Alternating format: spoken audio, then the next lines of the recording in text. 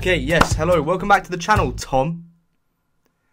I don't know if your name's Tom, but if it is, you probably just shit yourself. Now, I feel like since you guys are indeed my very loyal viewers, you all deserve to get to know me a little bit better. Yeah, that's right, even you, Tom. Wouldn't you agree? Plus, the weather is absolutely atrocious right now. I can't really film anything outside. So that's why in today's video, we're going to be doing a little bit of story time. I'm gonna open up to you guys. I'm gonna tell you about the time when a couple of my classmates and myself got kicked off the school field trip. Yeah, believe it or not, I'm actually quite a bad boy, so hit me up. So I must have been, what, about 15 at the time? It only happened a year ago, actually, just before COVID hit. And during this time, my school was holding the Duke of Edinburgh Award. Now, the Duke of Edinburgh Award, or DofE, in case you don't know, is basically a challenge, would probably be the best way to describe it. It's a challenge which is run by a lot of schools all over the UK, which basically aims to create more well-rounded children. The Duke of Edinburgh Award comprises of 4 main sections. There's a skill section, a physical section, a volunteering section, and an expedition. And to get your DofE award, you need to have successfully completed all 4 of these sections. For my skill, I spent 3 months trying to perfect the art of cooking.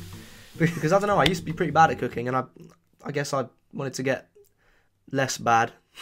I'll let you be the judge of that. For my physical, I just spent 3 months playing basketball, which, I mean, I do that anyway, so it wasn't really much of a challenge. And then for my volunteering section, I just spent a few hours each week putting tags on clothes in my local charity shop, so yeah. However, the 4th and final section of DofE was to go on the expedition, and it only really went downhill from there. I guess this is where the story begins. Basically, the DofE expedition is a 1-night camping trip where you and 5 other people have to use a map and a compass to navigate to a campsite where you set up your tent, cook some food, and then go to bed. It's pretty straightforward and it's meant to be quite fun. It's actually why most people sign up to DofE in the first place, so that you can basically piss about with your mates on a camping trip. However, on the morning when we all put up to the expedition, we soon realised that there would be no pissing about of any description. There were about 10 or 11 instructors just lined up against each other, and they were all acting like some army, federal, SAS veteran officer. Basically, think of any serious sounding military word. That's what these guys wanted to be. They did not mess about. All but this one Scottish guy who lightened the mood a little bit. He was quite nice actually. But the rest of them were just stone cold I hate kids, like especially the leader, who we're gonna call Linda. My friends are probably watching this, by the way. They know who I'm talking about. Linda took everything so seriously. If you even open your mouth whilst this woman was talking, oh boy, the absolute rage. She would fucking spark you out if she was allowed to. She was not very tolerant, is what I'm trying to say. Anyway, so eventually my group, me and 5 other people, we started the expedition, you know, me and the boys, just plodding along. But we didn't get too far before some stuff started going down. Basically, one of the main rules of the expedition is that you're only allowed to navigate using your compass and your map. So needless to say, it was a bit awkward when someone in our group literally got caught using Google Maps. Like, why are you on Google Maps? Not even a kilometre in and we almost failed the expedition because of this one stupid guy. He's a nice guy, but he's, I don't know what he was thinking. He was so stupid as well, because the guy using Google Maps was, you know, obviously, you know, walking along on his phone. And so one of the instructors along the route spots him and asks him what he's doing on his phone. And at this point, the guy on his phone could have literally said anything. You know, I was texting my mom, I was listening to music, but no. He straight up says, I'm on Google Maps. Are you stupid? But luckily it was the one nice instructor that caught him, so we didn't get off too badly. It was the Scottish guy. We got pretty lucky on that one. After that incident, our group kept on walking and eventually turned up at the campsite. We set up our tent and cooked our food pretty rapidly, so we didn't really have much else to do for the rest of the night. So what do you do in that situation? You're on DofE, you've done everything you need to, you're just sitting there a little bit bored. Oh, of course. What else? You start kicking apples at each other. I don't know why we did this. Someone brought a box of apples with them and we just started lobbing them at each other.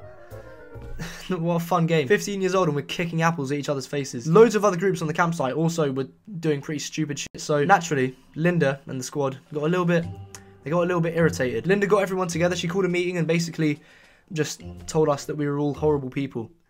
It's probably the best way to sum it up. During the meeting though, this is where the story starts escalating a little bit. There was a group of boys just next to us that were basically talking over Linda throughout the entire thing. And at this point, I think we all know that Linda takes that kind of thing to heart. She takes it very seriously. So it goes without saying that she got very angry.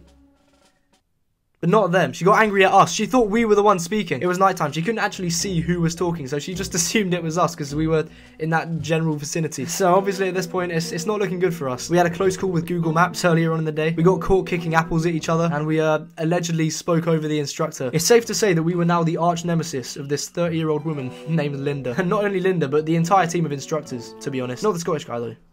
He was safe. He was a real one. Anyway, after the meeting finished, Linda kept our group behind so she could have more of a direct conversation with us. And she basically told us that we were on our last legs. She wasn't going to give us any more chances. One more mishap, and we'd not only failed the expedition, but DofE. All of that cooking, all of that volunteering that I'd done would amount to nothing if we messed up one more time. But we obviously didn't really think about it too deeply at the time because, and I'll tell you why. Later that night, we got into our tent and we were told no talking after 9 o'clock. Now, I know we weren't on our best behaviour throughout the day, but to be fair on us and like the rest of the boys there as well, I don't know how you can expect a bunch of 15-year-old boys to just be completely silent after 9 PM. Oh shit, boys, it's 9 o'clock. I guess we should all stop talking now. Like, no, that shit has never happened. So a couple of hours go by. It's about 11 o'clock. We're all just lying there talking to each other. A few of my mates are on their phones. One of them's in the corner FaceTiming some girl. I remember that distinctly, actually. From my perspective, we're all having a pretty fun time. This is what DofE is all about. However, we know that all good things must eventually come to an end. The worst thing that could have happened in that moment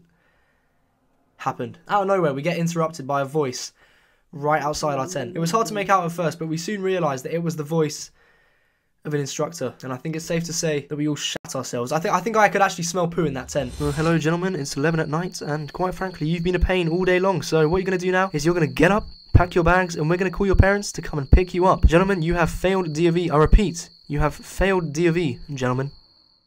We were bricking it. We had absolutely no idea what to do in that situation. Our parents had paid so much money for us to go on that expedition, so if they now had to come at 11 o'clock at night and pick us up, they would be absolutely livid. Plus, not to mention, we had now apparently failed DofE. So we did what anyone would do in that situation, and we all just pretended to be asleep. Even though the instructor heard us talking literally about 10 seconds beforehand, it was all we could do. Gentlemen, don't pretend to be asleep. I've got recordings of your conversations, gentlemen. So come on, gentlemen, face the music. Come on, get up. Yep.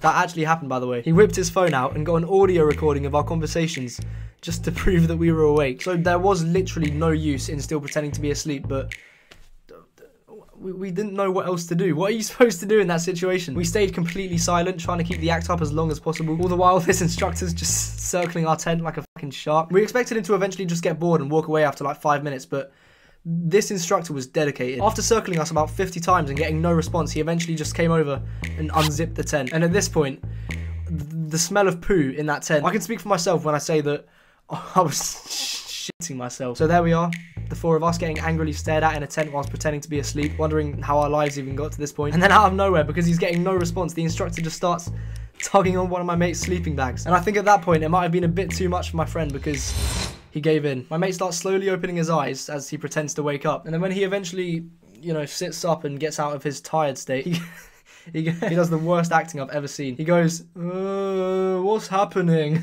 Literally like that. It was the worst acting I've ever seen. The instructor then proceeded to wake up the rest of us one by one. And I think it's safe to say that none of us are ever going to be on that Leonardo DiCaprio level. But yeah, we all eventually give in. We all get up. We reluctantly start packing our rucksacks and rolling up our sleeping bags. One of my mates is still trying to convince the instructor that he was asleep the whole time, but it's a lost cause at this point. We walked over to the car park. It was about 11:15 at this point, and we all waited there in total silence for about an hour until our parents finally picked us up. And whilst we were waiting, Linda decided to have a little bit of a chat with us. I remember she told us we were the most opposite of polite boys that she'd ever met. Opposite of polite. But yeah, my parents finally arrived. They picked me up at midnight, and let's just say it was a pretty awkward car journey back home. And that was that. That was the time I got kicked off the school trip, and I got kicked off the DofE course as well. I remember my first thought after it happened was, this is going to make a really good story time one day. I was so gutted as well, because I did try so hard with just Duke of Edinburgh in general. The cooking, the volunteering, the basketball, I put so much effort in. But, yeah, just got nothing back. Didn't get the award. So what's the moral of the story? If you're ever going to mess around on the DofE expedition, make sure that you only do it when you're in front of a Scottish guy. I'll see you guys in the next video. Thanks for watching. Alright, thank you for watching my storytime video. Now I can truthfully say that I'm a storytime YouTuber like Tanner Mongao or Tommy Innit. I think he does storytime. Anyway, if you enjoyed today's storytime, please leave a like. Please subscribe if you're new. Please leave a comment telling me what you thought. And yeah, I don't really know what other YouTubers say when they end a video, so yeah, bye bye.